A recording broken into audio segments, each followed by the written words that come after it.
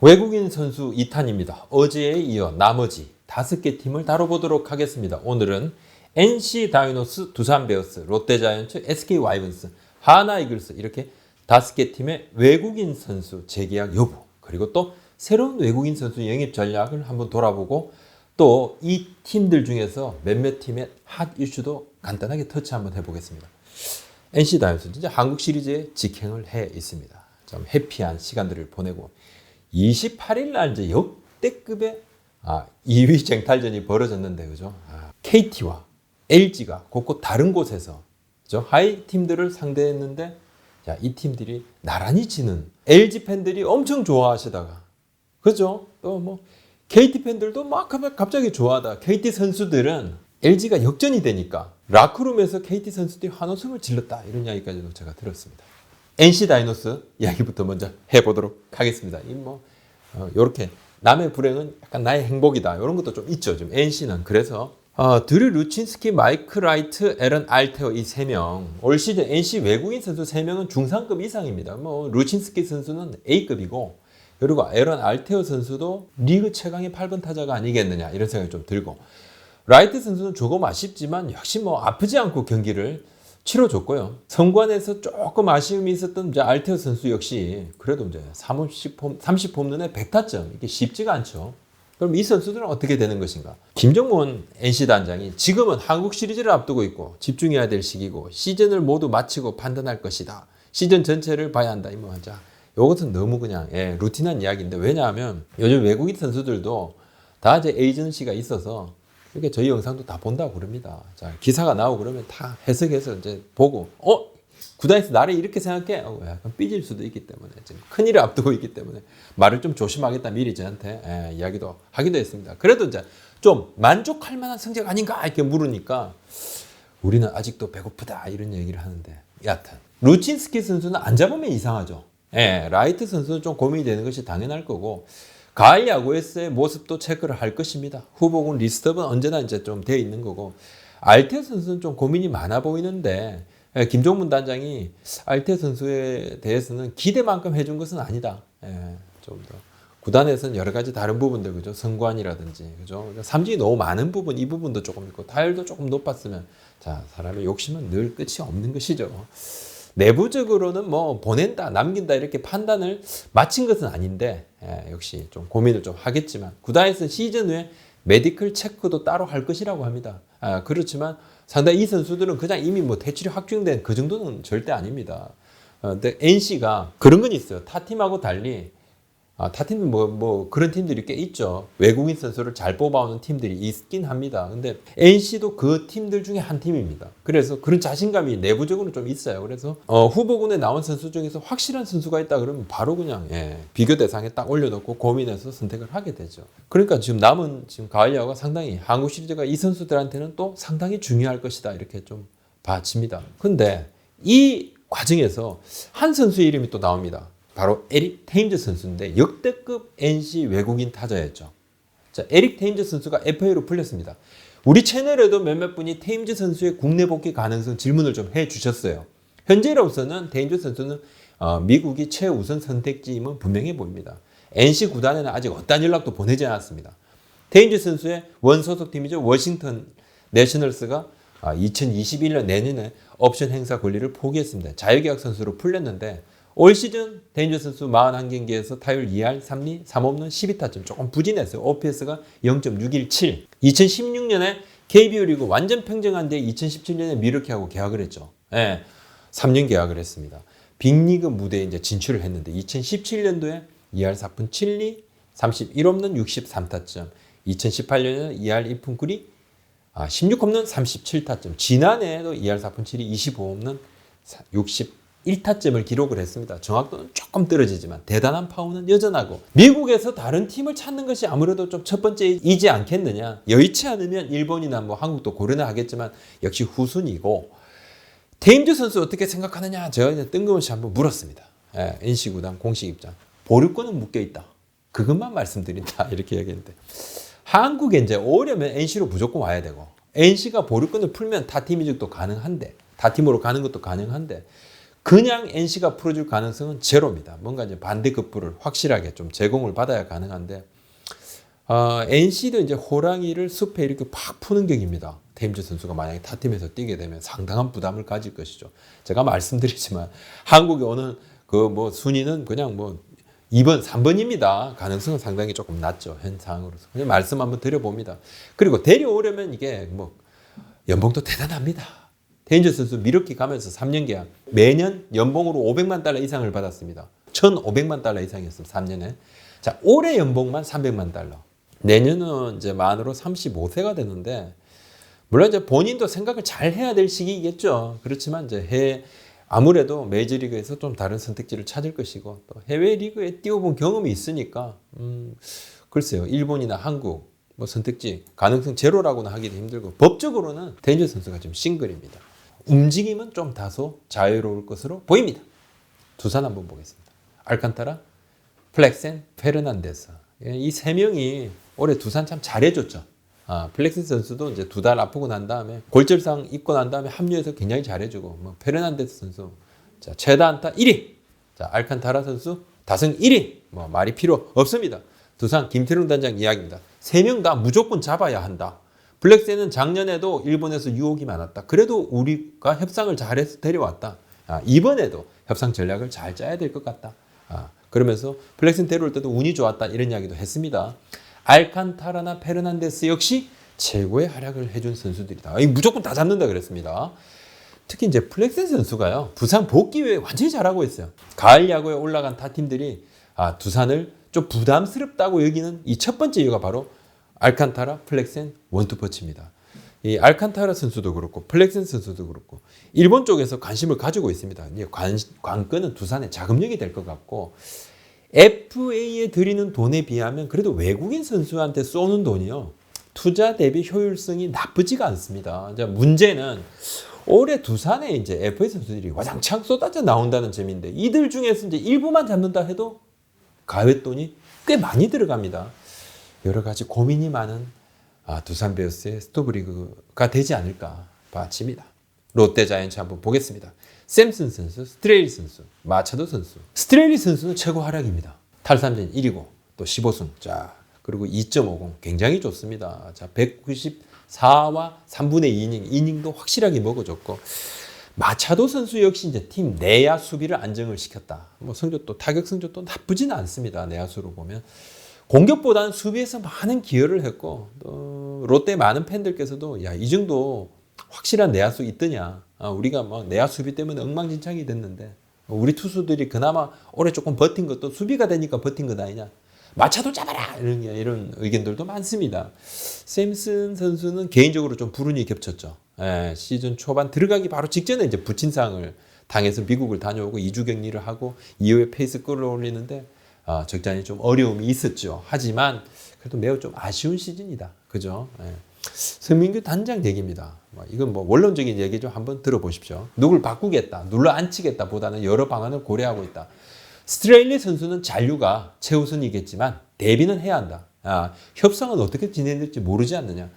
스트레일리가 미국으로 갈 가능성은 굉장히 적다고 본다. 협상에서 우위를 점하려면 B플랜은 기본이다. 지금은 미국에서 로스트를 짜고 있는 시기다.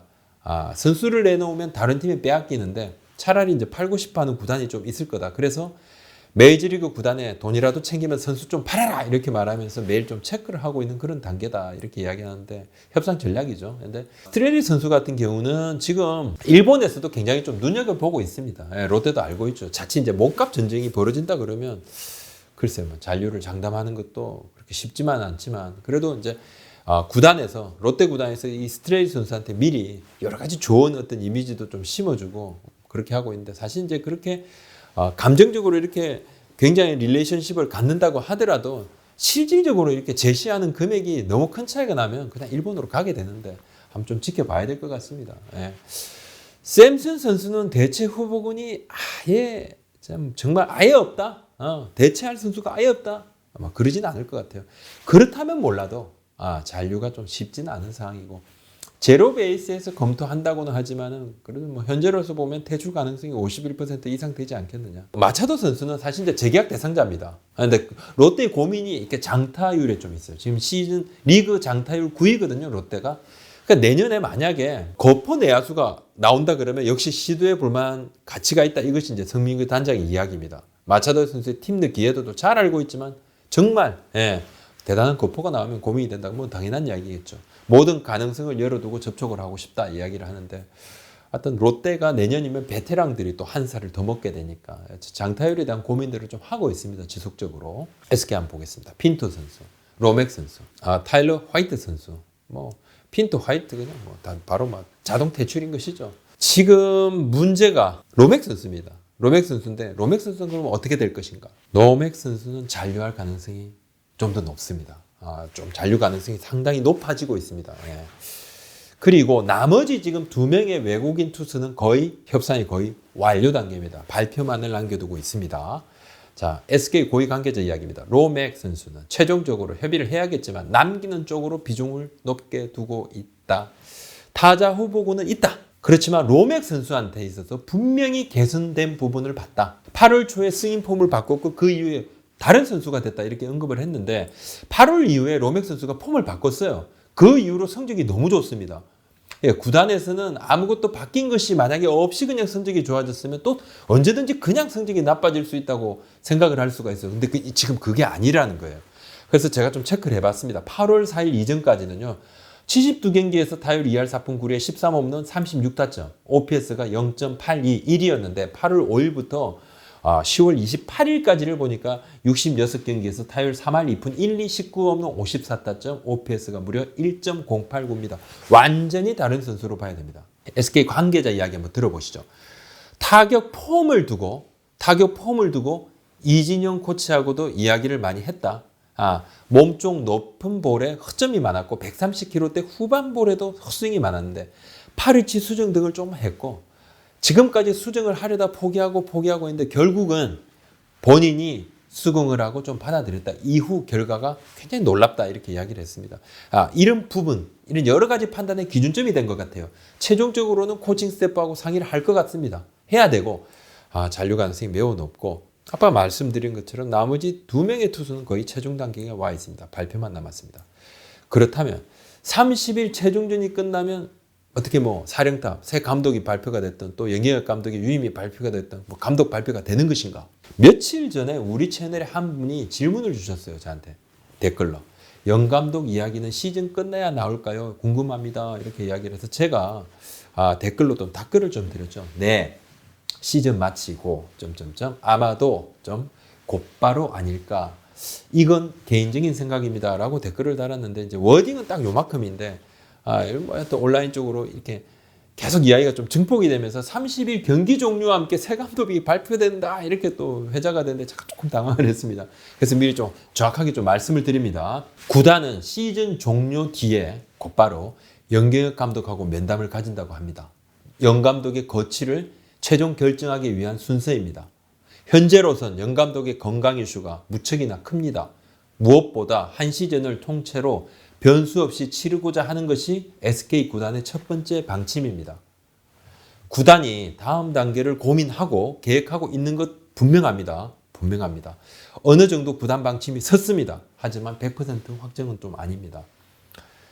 긴 시간이 걸리진 않을 것 같아요. 하지만 사령탑 향방은 약간의 시간은 조금 더 걸립니다. 그래서 이것은 제가 체크한 29일 오후까지의 상황입니다. 제가 영경혁 감독이 그만둘 것이다. 영경혁 감독이 시작을 다시 뭐 그래도록 할 것이다. 새 감독이 누가 될 것이다. 소문처럼 어떤 해설위원이 될 것이다. 이렇게 제 나름은 체크한 부분이지만 미리 말씀을 좀 드리진 않겠습니다. 근데 제가 말씀드릴 때 이렇게 말씀드릴 때 약간의 뉘앙스는 있습니다. 그 뉘앙스에 제가 드리고 싶은 말씀은 좀 있습니다. 근데 오늘 밤 30일 오전 또 내일 오전에 벼락같이 일이 진행이 될 수 있겠지만 지금까지 제가 체크한 부분은 여기까지입니다. 한 번 더 말씀을 드리면 구단은 한 시즌을 통째로 변수 없이 치르고자 하고 있습니다. 그러니까 사실은 좀 영 감독 입장에서는 좀 고민이 될 겁니다. 영 감독은 요즘 몇 시간씩 좀 걷기도 하고 건강 회복에 노력을 기울이고 있고 건강이 많이 좋아졌다고 좀 알려왔습니다. 네. 제가 좀 드리는 김에 한 말씀만 좀 더 드리겠습니다. 어떤 분이 이미 뭐 그냥 확정이 됐다 이렇게 또 이야기되고 있는데 늘 말씀드리지만 감독이 좀 의외의 사람이 되는 경우가 좀 많더라고요. 그것도 좀 지켜보겠습니다. 얼마 안 남았으니까. 그리고 또 변화 가능성도 좀 있고 또 지금은 또 현 감독이 아직 계약이 남아있는 상황이기 때문에 제가 좀 말씀을 좀 아끼고 있습니다. 하나 이야기하겠습니다. 스폴드 선수. 자, 반제 선수인데 체드벨 선수 이미 외부 공시가 끝나버렸죠. 반제 선수 막판에 되게 잘하고 있습니다. 수비에서 강점이 있고 에너지가 넘치는 부분이 있다. 이게 팀에서 조금 점수를 얻고 있고 하나 정밀선 단장이요. 시즌 중이라 말을 아끼고 싶지만 선수의 능력치만 놓고 본다면 수치가 보여주는 것 이상이다. 팀의 기여도가 보여주는 것 이상이다. 격리 기간과 미국에서 경기를 못 뛴 부분들을 감안하면 빠르게 적응하고 있다. 이런데 시즌을 마친 뒤에 후보군을 놓고 결정을 하겠죠. 근데 잔류 가능성도 상당한 수준입니다. 만 35세 나이죠, 이 선수가. 근데 하지만 이제 근육량이나 다른 부분을 감안하면 팀 내에서는 뭐 3살, 4살 더 젊다 이런 평가도 나온다 그러는데 제가 보면 이제 잔류할 가능성이 한 52%는 되는 것 같아요. 이제 후보군들하고 또 대조 사항을 좀 봐야 되겠지만 팀에서의 평가는 아주 나쁜 게 아닙니다. 그냥 막 바로 너 집에 가! 이 수준이 절대 아닙니다. 그리고 도중에 온 선수 중에서는 반주 선수가 그나마 제일 낫지 않나요? 그리고 스폴드 선수가 좀 고민인데 2년째죠. 근데 스폴드 선수의 구속이 다운된 부분을 좀 간과할 수가 없어요. 그리고 1승발로는 조금 무게감이 떨어지는 부분이 있습니다. 지난해 직구 평균 구속이요 144.7kg였습니다. 근데 올해는 142.3kg. 이 부분은 좀 명확히 빠지는 부분이고 하나 구단 관계자 이야기입니다. 10승을 했지만 1승발을 맡기기는 조금 부족한 활약이었고 고민을 하지 않을 수 없는 상황이다. 이미 이제 후보군 리스트업을 착수를 했습니다. 그래서 좀 보고 있습니다. 보고 있고 한간에 나온 로사리오 선수 이야기 있죠. 로사리오 선수. 로사리오 다시 오면 안 되나? 우리 이제 채널에 많은 부분들이 로사리오 다시 왔으면 좋겠다 뭐 이런 부분인데 정민철 단장의 이야기입니다. 좀 제가 로사리오 이야기를 하니까 어때요 로사리오가 저보고 로사리오 에이전트세요 이렇게 뭐 제가 로사리오 에이전트가 안 되죠. 뭐 그만큼 이제 에스파뇰이 되지도 않고 그다음에 영어도 안 됩니다. 전 그래서 안 됩니다. 안 되고 로사리오 선수는 이제 제가 하나도 안 나갈 때 그냥 잘 친 기억이 있어서 또 지금 뭐 거의 약간 붕 뜬 이야기가 있고 우리 팬들께서 물어봐서 제가 대신 물어봤는데 뛴 경기가 조금 너무 없고 최근에는 퍼포먼스가 조금 그렇게 성에 차지 않는다. 그래서 조금 생각을 좀 후순위다 이렇게 이야기를 하는 거 보니까 가능성은 조금 많이 다운된 것 같습니다. 그렇습니다. 대표이사 건이 지금 이제 진행 중에 있죠. 대표이사 공석입니다. 그래서 대표이사 건은 조금 신중하게 가고 있는 것 같고 일반적인 대표이사 선임건이 아니잖아요. 외부에서 데려오는 게 처음이거든요. 지금 하나도. 그래서 지금 뭐 외부에 지금 사람을 알아보는 업체를 통해서 쭉 사람들 알아보고 있고 최종 후보를 압축해서 고민하고 있고 평판측하고 여러 가지 지금 막 진행 중입니다. 이 진행이 끝나야지 감독이 결정이 납니다. 그러니까 30일 시즌 최종전을 마친 뒤에 바로 하나 감독 나온다 이런 이야기가 있는데 그렇지 않습니다.